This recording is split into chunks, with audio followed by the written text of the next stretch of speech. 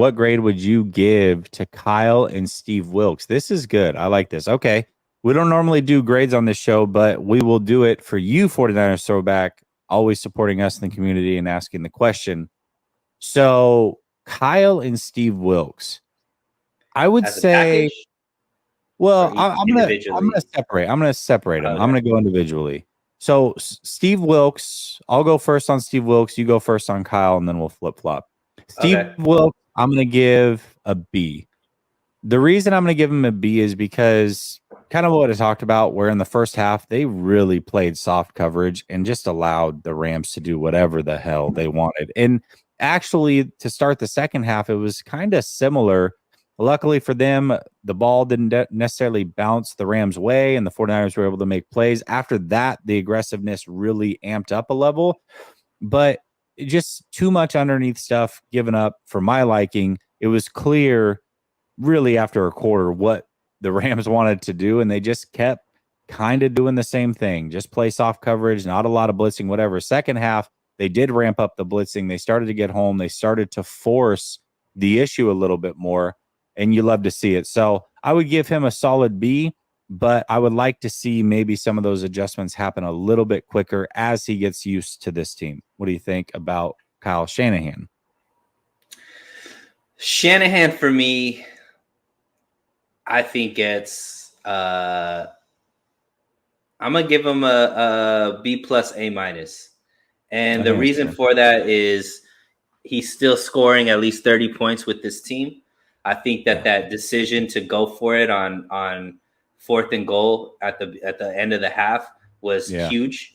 I think his decision to roll Moody out there for the 57-yarder was a game changer.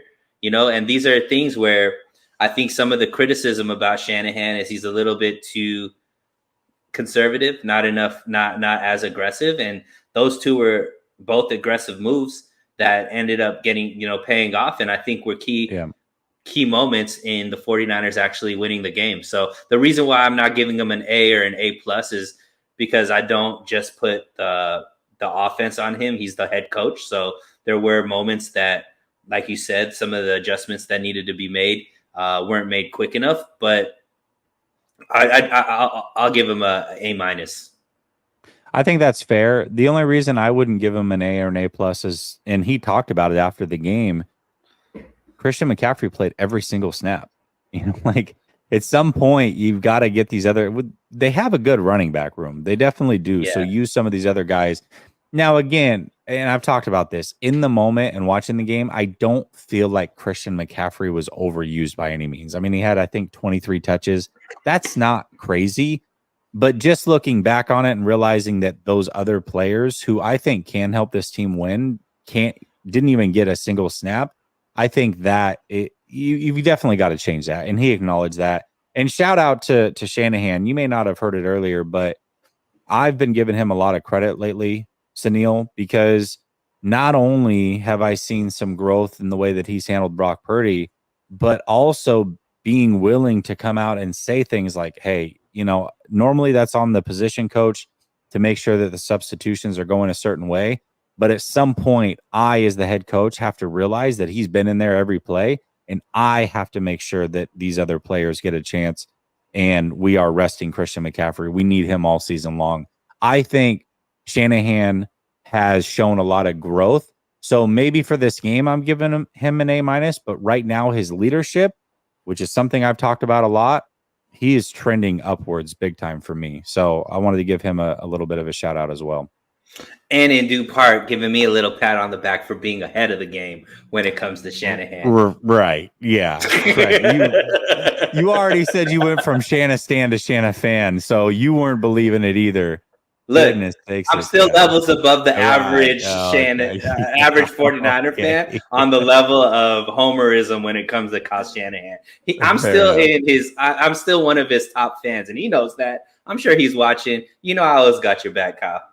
All right. In fact, Kyle, I'm going all the way up just for you, my guy. Yeah, there you go. Golly, yeah. Hey, you know what? Since we're just gonna jock Kyle Shanahan.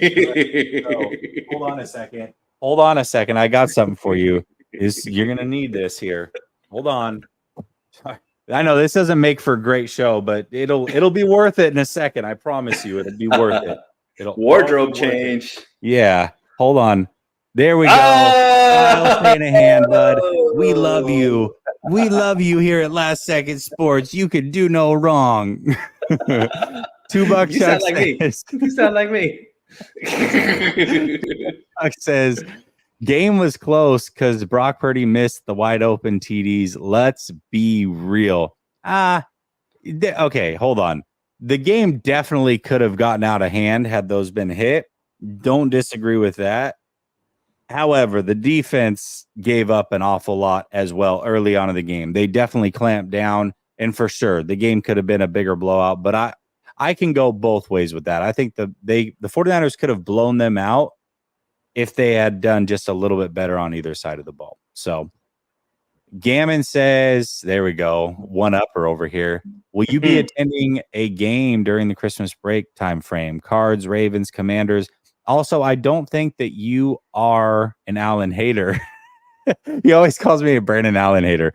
What is your favorite Niners jersey and game day food? Tinker, you win. Not nice. I'm not a jersey guy. I don't wear a lot of jerseys or buy a lot of jerseys. Really, mainly because it seems like if you buy a jersey, you're almost going to get screwed by that player not panning out or getting traded or whatever. The only jerseys that I own, I think, because I gave away my Montana jersey on this channel, actually, a Mitchell and Ness jersey. It was a very nice jersey that I gave away. I think I have a Jerry Rice and a Steve Young, but they're tucked away. So don't really have any of those. What about you? What's your favorite jersey? I know you rock the Fred Warner. Is that your favorite one right now? Or that's my favorite one to wear. The favorite one I have is a signed Steve Young jersey, though. But I'm never gonna wear that. That one's I mean, that's cheating. But if we're gonna talk about signed stuff, then that's the game. But my favorite one to wear is that gold Fred Warner one for sure. In game day food, I'm not a big foodie when it comes to just regular game days. But if it's a Super Bowl or a big playoff game, chili dip, man. It's something that my dad made a ton when I was a kid. Absolutely love it. It's very simple. I'm sure you've had it. It's just simply 1 can of chili to 1 block of cream cheese. You cook them together and then you use it as a dip for your chips. So good. So simple. Love it. Appreciate you, Gammon. And then Knees comes in and says, do you think there's also a bit of a shift for Shanny on getting it to the playmakers? Kyle kept the ball with Debo and CMC almost the entire fourth quarter. Yeah, that was an observation that I saw somebody else make. Vish, actually. There we go. Shout out to Vish. I saw that he made that observation.